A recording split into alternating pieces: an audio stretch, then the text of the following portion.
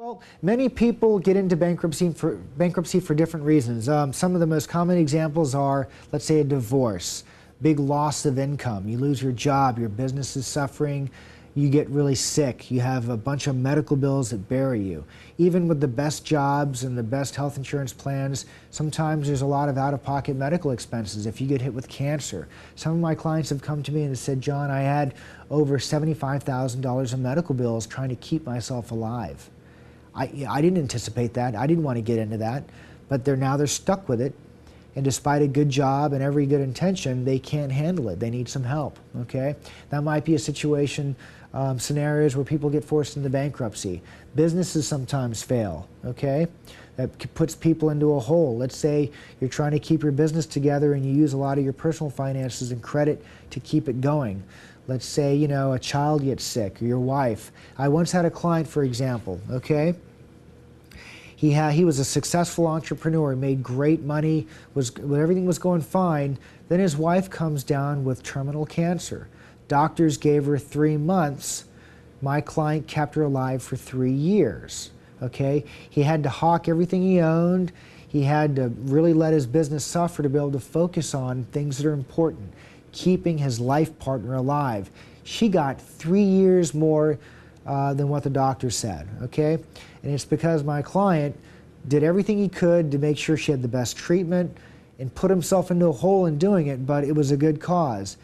Now his business has suffered, he doesn't have the right income, he's gone into foreclosure, he has a lot of back taxes, things have really fallen apart because he was trying to keep his beloved bride alive, okay? It's noble, all right? No one's gonna knock him for that.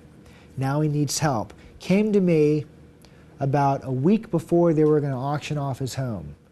We quickly gathered all his information about his assets that he still had, value of his home, value of the other assets that he had, his income, the level of his tax debt, the level of his missed mortgage payments, and we filed a petition in the bankruptcy court, froze all the garnishments, froze collections activity from the taxing authorities, and we froze the foreclosure sale. He got into a program of repayment, and now he's going to be able to come back on top. He's going to be in a repayment plan for 5 years, but he was able to paralyze a situation where he was falling off the cliff. He really needed some help, and I really felt for the guy because he was pretty noble. It really made me have some emotion for this guy. He did everything he could to keep his wife alive, and now he's being penalized financially.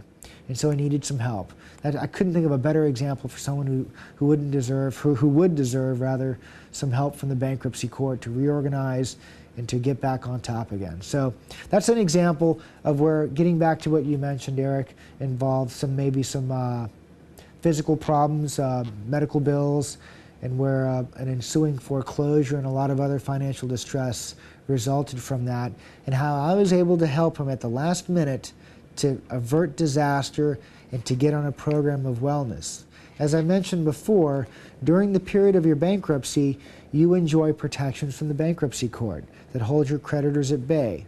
So now the guy was on the brink of having a nervous breakdown first of all, he was already worn out from trying to keep his wife alive and dealing with the grief of the loss of his wife when eventually, you know, medical science ran out and his wife couldn't be saved.